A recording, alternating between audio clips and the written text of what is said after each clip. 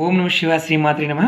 మిత్రులకి శ్రేయోభిలాషులకి అలాగే నన్ను ఎంతగా ఆదరిస్తున్న యూట్యూబ్ ప్రేక్షకులందరికీ కూడా పేరు పేరు ధన్యవాదాలు. మిత్రులారా, ఈరోజు మన అద్భుత తంత్రంలో తేలికగా మనం ఒక తంత్రం చెప్పుకుందాం. చాలామంది మిత్రులు అడుగుతూ ఉన్నారు తేలికగా ఉండే తంత్రం చెప్పమని.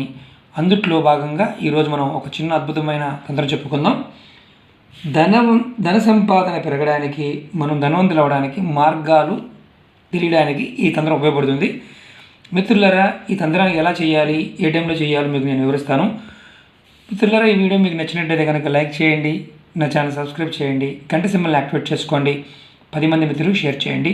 అలాగే చాలామంది మిత్రులు నాకు మెయిల్స్లోను కామెంట్స్లోను అలాగే ఫోన్లు అడుగుతున్నారు. చాలా వీడియోలు చేయడం జరిగింది మిత్రులారా. నేను 240 వీడియోలు చేయడం జరిగింది. రకరకాల సమస్యల పాయింట్ ఆఫ్ వ్యూలో ఎవరికి ఏది చేసుకోగలిగితే ఆ విధానాన్ని పాటించడం ప్రయత్నం చేయండి. నమ్మి చేయండి మిత్రులారా, ఖచ్చితమైన ఫలితాలు వస్తాయి. మన పూర్వీకులు మనకు చాలా చిన్న చిన్న తంత్రాలు చాలా చెప్పారు. నేను కూడా మీకు రాబోయే రోజుల్లో చాలా తంత్రాలు ముందు చెప్తాను. ఇప్పుడు మన సబ్జెక్ట్లోకి వద్దాం. ఈ తంత్రాన్ని ఎప్పుడు చేయాలంటే ఆదివారం నాడు కానీ సోమవారం నాడు ఉదయం పూట చేయాలి. దీనికి కావాల్సింది ఒక నిమ్మకాయ, 4 లవంగాలు, కుంకుమ, అలాగే చాకు. ఎందుకంటే ఈ తంత్రం ఆదివారం నాడు ఉదయం చేస్తే మళ్ళీ నెక్స్ట్ వచ్చే ఆదివారం వరకు ఇది కంటిన్యూగా ఇంట్లో ఉంచుకోవాలి. నిమ్మకాయని ఎలా చేయాలో చెప్తాను. మీరు నిమ్మకాయ తీసుకోండి. నిమ్మకాయకి 4 పక్కల 4 రంధ్రాలు పెట్టండి. 4 లవంగాలు లోపల పెట్టండి.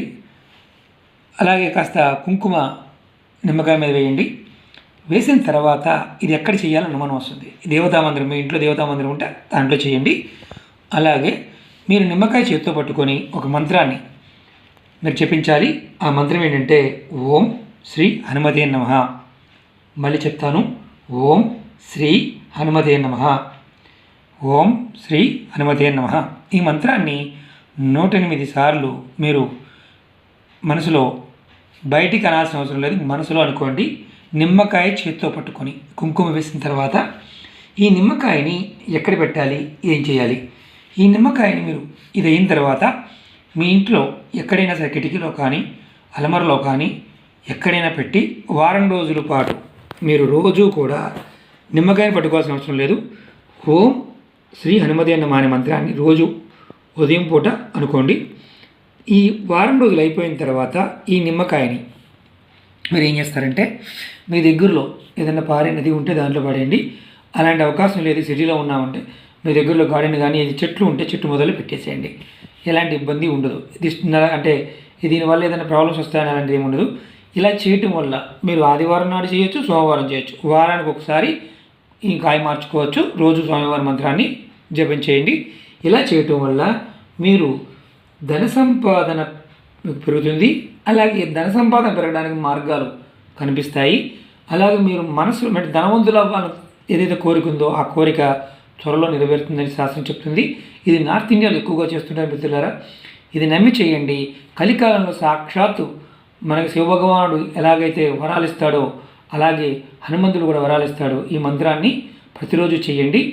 నిమ్మకాయని మాత్రం ఒక్కసారే చేయాలి. నిమ్మకాయ ఆదివారం నాడు కానీ సోమవారం నాడు కానీ ఉదయం చేయాలి. వారం తర్వాత మళ్ళీ కొత్తకాయ మార్చుకుంటూ ఉండాలి. లవంగాయ కొత్తకాయ మార్చుకుంటూ ఉండాలి.